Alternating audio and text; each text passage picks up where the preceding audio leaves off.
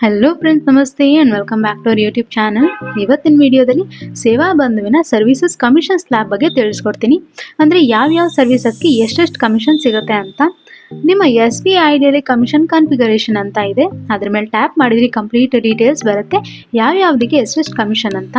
Like AEPS ಅಲ್ಲಿ ಎಷ್ಟು cash withdraw ಮಾಡಿದರೆ ಎಷ್ಟೆಷ್ಟು ಕಮಿಷನ್ ಸಿಗುತ್ತೆ, ಬ್ಯಾಲೆನ್ಸ್ ಎನ್ಕ್ವೈರಿ ಆ್ಯಂಡ್ ಮಿನಿ ಸ್ಟೇಟ್ಮೆಂಟ್ಗೆ ಎಷ್ಟು ಸಿಗುತ್ತೆ, ATM ಅಲ್ಲಿ ಎಷ್ಟು ಕ್ಯಾಶ್ ವಿಡ್ರಾ ಮಾಡಿದರೆ ಎಷ್ಟೆಷ್ಟು ಕಮಿಷನ್ ಸಿಗುತ್ತೆ, ಬ್ಯಾಲೆನ್ಸ್ ಎನ್ಕ್ವೈರಿಗೆ ಎಷ್ಟು ಕಮಿಷನ್ ಸಿಗುತ್ತೆ, ಇನ್ಶೂರೆನ್ಸ್ ಅಲ್ಲಿ ಯಾವ್ಯಾವ್ದಕ್ಕೆ ಎಷ್ಟೆಷ್ಟು ಕಮಿಷನ್ ಇದೆ, ITR ಸರ್ವಿಸಸ್ಗೆ ಎಷ್ಟೆಷ್ಟು ಕಮಿಷನ್ಸ್, ಲೈಕ್ GST ರಿಜಿಸ್ಟ್ರೇಷನ್ಗೆ ಎಷ್ಟು ಸಿಗುತ್ತೆ, ಫುಡ್ ಲೈಸೆನ್ಸ್ಗೆ ಎಷ್ಟು, ಟ್ರೇಡ್ ಮಾರ್ಕ್ ರಿಜಿಸ್ಟ್ರೇಷನ್ಗೆ ಎಷ್ಟು ಕಮಿಷನ್ ಸಿಗುತ್ತೆ ಅಂತ.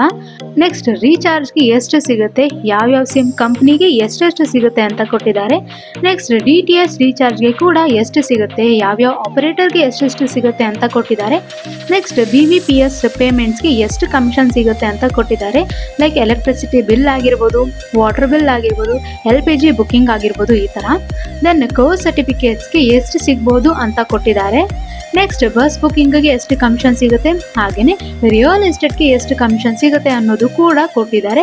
ಒಂದ್ಸಲಿ ಎಲ್ಲಾನು ಚೆಕ್ ಮಾಡ್ಕೊಳ್ಳಿ. ಇಲ್ಲಿ ಇಲ್ಲದೆ ಇರೋ ಸರ್ವಿಸಸ್ಗೆ ಇಂಡಿವಿಜುವಲ್ ಆಗಿ ಕಮಿಷನ್ನ ಮೆನ್ಷನ್ ಆಗಿರುತ್ತೆ. ಲೈಕ್ ಅರ್ನಿಂಗ್ ಬ್ರ್ಯಾಂಡ್ ಸರ್ವಿಸಸ್ ಆಗಿರ್ಬೋದು, ಅದಕ್ಕೆಲ್ಲ ಇಂಡಿವಿಜುವಲ್ ಕಮಿಷನ್ ಮೆನ್ಷನ್ ಆಗಿರುತ್ತೆ ಲೈಕ್ ದಿಸ್.